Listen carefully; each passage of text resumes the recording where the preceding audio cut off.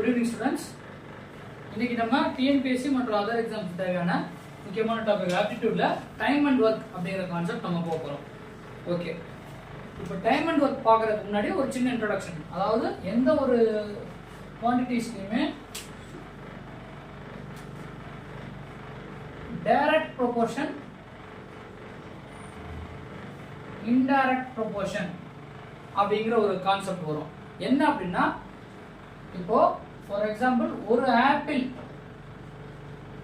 5 rupees அப்படின்னா 10 apple எவ்வளோ? 10 apple வந்து அப்படின்னா 50 rupees. ஓகேவா? அதாவது இந்த சைடு குவாண்டிட்டியை நம்ம இன்க்ரீஸ் பண்ணும்போது இந்த சைடோட வேல்யூவும் சேம் ப்ரொபோர்ஷனுக்கு இன்க்ரீஸ் ஆச்சு அப்படின்னா இது டைரக்ட் ப்ரொபோர்ஷன். அதாவது இந்த பக்கம் இன்டூ 10 பண்ணியிருக்கோம், அதுக்கு பேரலா அந்த சைடு RHSலையும் இன்டூ 10 பண்ணி கிடைக்கிறது டைரக்ட் ப்ரொபோர்ஷன். அதே மாதிரி இப்போ இதை இன்வெர்ஸ்லி சொல்லலாம். 5 மேங்கோ 50 rupees அப்படின்னா 2 மேங்கோ எவ்வளோ? 20 rupees. இது அப்படிதான். இப்போ 1ல இருந்து 10 இன்க்ரீஸ் பண்ணியிருக்கோம், அதே மாதிரி அந்த பக்கம் ரேட்டை இன்க்ரீஸ் ஆகுது.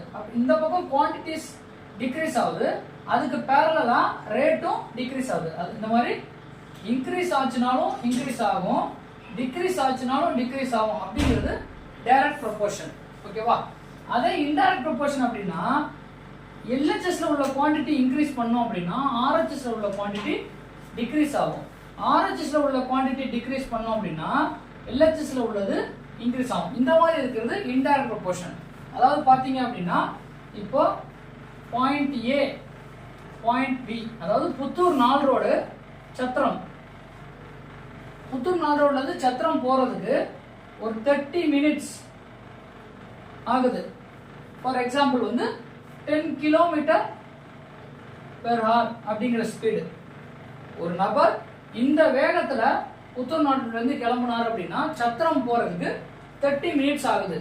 அப்போ இதே நபர் ஸ்பீடை டபுள் பண்றோம், அதாவது இன்டூ இந்த பக்கம் இன்டூ 10 பண்ண மாதிரி ஸ்பீடை டபுள் பண்றாரு. இன்டூ 2 அப்படின்னா 20 kilometer per hour இந்த ஸ்பீட்ல போனாரு அப்படின்னா டைம் என்ன ஆகும்?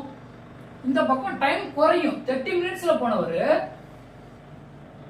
15 minutesல போய் சேர்ந்துருவார். அப்போ இந்த சைடு ஸ்பீடு நம்ம இன்க்ரீஸ் பண்ணுனா அதுக்கு பேரலா டைம் பாத்தீங்கன்னா டிக்ரீஸ் ஆகும்.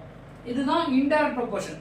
கொஞ்சம் கன்ஃபியூசிங்கா இருக்கும், but time and work full and full பாத்தீங்க அப்படின்னா இன்டைரக்ட் ப்ரொபோர்ஷன்ல நம்ம டிராவல் பண்ற மாதிரி வரும். பட் நம்ம வந்து இந்த இன்டைரக்ட் மெத்தட டைரக்ட் மெத்தட கன்வெர்ட் பண்ணி நம்ம டைரக்ட் மெத்தடோட ப்ராசஸ்லயே தான் நம்ம போவோம். ஓகே, ஸ்ட்ரைட்டா செஷனுக்கு போயிடலாம். இதுல ஒரு 5 டைப் இருக்கு, 5 டைப்ஸ் இருக்கு இந்த சம்ல.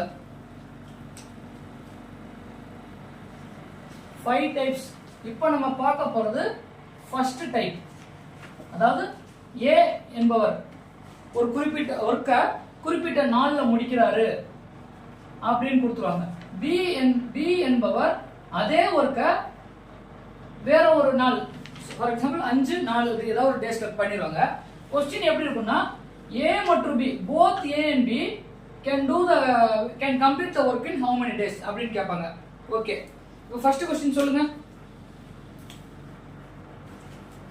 If Raja completes a work in 5 days, Raja complete a work in 5 days. Suresh completes the same work in 3 days. 3 days.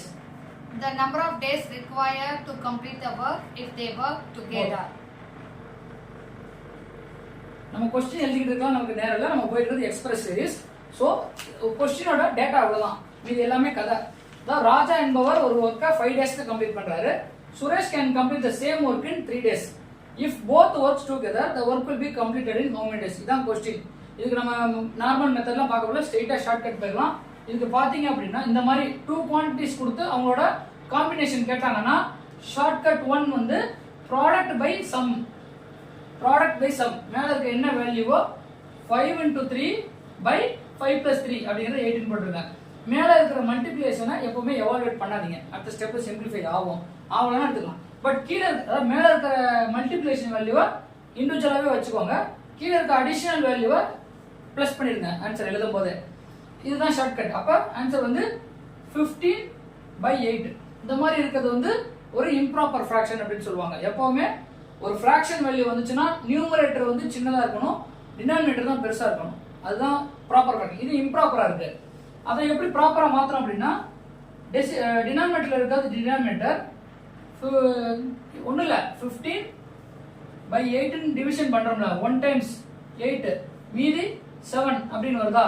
இது அப்போ இந்த 8 டினாமினேட்டரில் இருக்கிறது அப்படியே 8 பண்ணிக்கணும்.